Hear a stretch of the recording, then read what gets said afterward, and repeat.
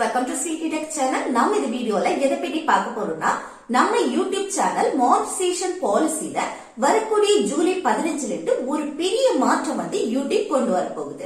அதாவது இதுவரை நம்ம சேனலை மானிட்டைசேஷன் பண்ணணும் அப்படின்னா, நீங்க இப்ப பெரிய வீடியோ போட்டீங்கன்னா 3000 வாட்சிங் ஹவர்ஸ் இருக்கணும். அதே போல சப்ஸ்கிரைபர் 500 இருக்கணும்.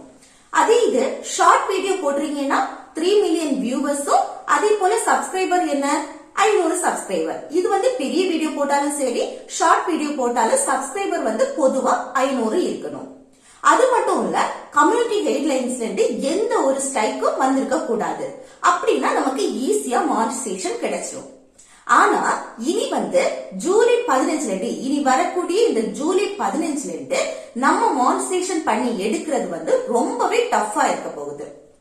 அது மட்டும் இல்ல, நீங்க ஆல்ரெடி மானிட்டைசேஷன் பண்ணிருப்பீங்கல்ல, அவங்களுக்கும் டிமானிட்டைசேஷன் ஆகுறதுக்கான சான்சஸ் அதிகமாவே இருக்கு. இது வரக்கூடிய ஜூலை 15ல இருந்து தான் எல்லா சேனலுக்கும் ஆக்டிவ் ஆக போகுது.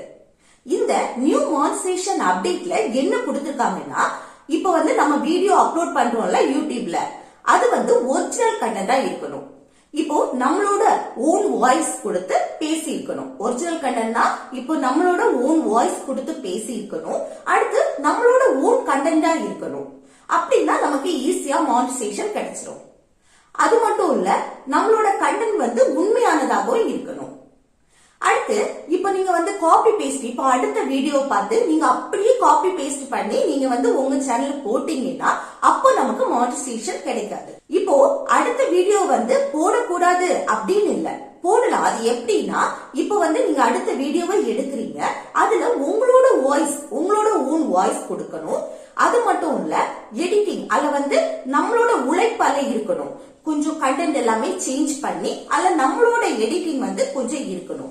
அப்படி எடிட் பண்ணி நம்மளோட ஓன் வாய்ஸ் கொடுத்து கொஞ்சம் டிஃபரெண்டா போட்டோம்னா அதுல எந்த ப்ராப்ளமும் இருக்காது. அப்ப நமக்கு மானிட்டைசேஷன் கிடைக்கும். ஆனா அடுத்த வீடியோவை எடுத்து அப்படியே நீங்க காப்பி பேஸ்ட் பண்ணாதான் நமக்கு மானிட்டைசேஷன் கிடைக்காது. அடுத்து என்னன்னா, மாஸ் ப்ரொடியூஸ்டு கண்டென்ட், இதுக்கும் நமக்கு மானிட்டைசேஷன் கிடைக்காது. அப்படின்னா ரிப்பீட்டட் கண்டென்ட், இப்போ ஒருக்க போட்ட வீடியோவை நம்ம திரும்ப திரும்ப போட்டுட்டே இருந்தோம்னா, அதே வீடியோவை எடுத்து திரும்ப திரும்ப போட்டுட்டே இருந்தோம்னா நமக்கு மானிட்டைசேஷன் கிடைக்காது. ஆனா போடலாம், ஒருக்க போட்ட வீடியோவை அடுத்து திரும்பவும் நம்ம அந்த டாபிக் எடுத்து போடலாம். ஆனா கொஞ்சம் நம்ம பேசுறது சரி, அதுல கொஞ்சம் கண்டென்ட் எல்லாமே கொஞ்சம் சேஞ்ச் பண்ணி நம்ம டிஃபரெண்டா போடணும். அதே எடுத்து அப்படியே போடக்கூடாது. கொஞ்சம் டிஃபரெண்டா போட்டோம்னா அது ப்ராப்ளம் கிடையாது. அப்போ நமக்கு மானிட்டைசேஷன் கிடைக்கும். அதே போல ரியாக்ஷன், இப்போ ஒரு டயலாக்கா இருக்கட்டும், வேற ஒருத்தங்களோட டயலாக்கா இருக்கட்டும், சாங்கா இருக்கட்டும், நம்ம லைட்டா வாய் அசைச்சிட்டு அதுக்கப்புறம் லைட்டா ஒரு ரியாக்ஷன் கொடுத்து அப்படி நம்ம வீடியோ போட்டோம்னா அதுக்கும் மானிட்டைசேஷன் கிடைக்கிறது ரொம்ப கஷ்டமா இருக்கும். அதுக்கும் மானிட்டைசேஷன் கிடைக்கக்கூடிய சான்ஸ் குறைவுதான். அடுத்து என்னன்னா, இப்போ ஏஐ யூஸ் பண்ணி நம்ம நிறைய வீடியோஸ் ஏஐ யூஸ் பண்ணி போடுறாங்க தானே.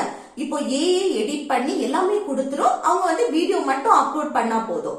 அப்படின்னா நமக்கு மானிட்டைசேஷன் கிடைக்கவே கிடைக்காது. இப்போ ஏஐ யூஸ் பண்ண கூடாது அப்படின்னு இல்ல, ஏஐ யூஸ் பண்ணலாம். ஆனா பண்ணினாலும் நம்மளோட உழைப்பும் அதுல இருக்கணும். இப்போ நம்ம பேசுறது, அதுல நம்ம பேசுறது நம்ம ஓன் வாய்ஸ் பேசுறது. அடுத்து என்னன்னா, அதுல நம்மளோட கண்டென்ட் அதுல கொடுத்திருக்கணும், உழைப்பு இருக்கணும். அப்படி இருந்து இடையில ஏஐ யூஸ் பண்றீங்க அப்படின்னு சொன்னா அதுல எந்த ப்ராப்ளம் கிடையாது. ஆனா ஃபுல்லாவே ஏஐ யூஸ் பண்ணி எடிட் பண்ணி அதே தந்துச்சு நம்ம வீடியோ மட்டும் அப்லோட் பண்றோம் அப்படின்னா அது மானிட்டைசேஷன் கிடைக்காது. இப்ப நிறைய சேனல்ல தூக்கிட்டாங்க. ஏஐ யூஸ் பண்ணி போடுற சேனல் தான் அதிகமா தூக்குறாங்க. சரியா?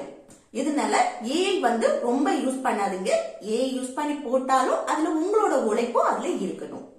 அடுத்து என்னன்னா, இந்த போட்டோ, இப்போ போட்டோ மட்டும் வச்சு இந்த ஏஐ ஏதாவது டயலாக் பண்ணி அப்படியெல்லாம் நீங்க போடுவீங்கல்ல, அப்படியெல்லாம் நீங்க போட்டோ மட்டும், அடுத்து போட்டோ கூட சாங் எடிட் பண்ணி இந்த மாதிரி எல்லாம் போடுறத தவிர்த்துங்க.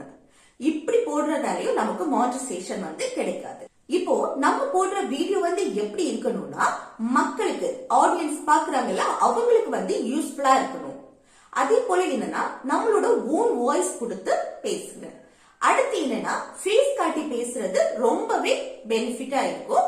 அது யூடியூப் நல்லா ரெக்கமெண்ட் பண்ணும். இப்படி நீங்க போடுற வீடியோஸ பார்த்து கவனமா போடுங்க. இதுல எந்த ப்ராப்ளமும் வராது. ஓகே ஓகே ஃப்ரெண்ட்ஸ், இந்த வீடியோ உங்களுக்கு யூஸ்ஃபுல்லா இருக்குன்னு நினைக்கிறேன். யூஸ்ஃபுல்லா இருந்துச்சுன்னா இந்த வீடியோக்கு லைக் பண்ணுங்க, உங்க ஃப்ரெண்ட்ஸுக்கு ஷேர் பண்ணுங்க, அதே போல சப்ஸ்கிரைபும் மறக்காம பண்ணிருங்க. ஓகே.